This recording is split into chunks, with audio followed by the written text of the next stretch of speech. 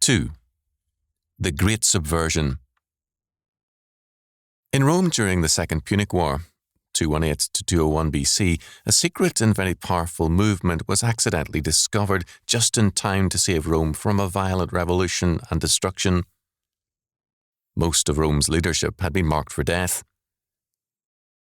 This cult or revolutionary movement, Bacchanalia, had a simple creed.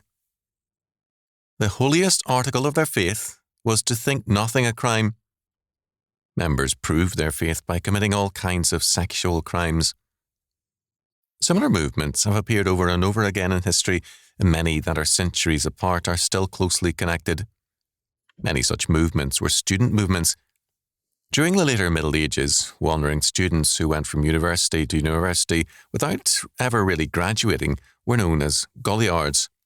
These Goliards were what we would call folk singers, and their music had a continual hostility to Christian morality and law. These students were more interested in destroying civilization than in studying, and many rarely saw a classroom. In 19th century Russia, the nihilists who believed in nothing but revolutionary socialism were the radical students of the day. The men wore their hair very long and the women cut their hair very short. Blue spectacles were often worn as a kind of a badge. Everything about their appearance and conduct was calculated to be offensive and to show their contempt for and indifference to Christian faith and morality. The intellectuals of the day were very much in sympathy with these students. We have such students with us again, but more than that, we now have universities dedicated to creating such students. In early May 1965, the Centre for the Study of Democratic Institutions held a conference for 1,400 college presidents, deans, professors, and trustees in Los Angeles. The speakers included Robert M. Hutchins, Walter Lippmann, U.S. Supreme Court Judge William O. Douglas, and UC President Clark Kerr. The feeling of the conference was that the university should spend less time at research and more on influencing voters and remaking the country. An English educator, Sir Eric Ashby, emphasized as the first purpose of any university revolution. Quote, "The true function of a university is not to preserve and consolidate the social status quo, but to question and disrupt it.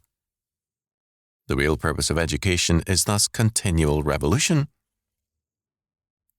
The roots of this movement go back to Eden. Satan's temptation was, "Ye shall be as gods, knowing good and evil." Genesis 3:5. In other words, every man shall be his own God and his own law, knowing or deciding for himself what is good and evil. If there is no sovereign God over all creation, then there is no absolute law over all. If there is no law, then there is no crime, and anything goes.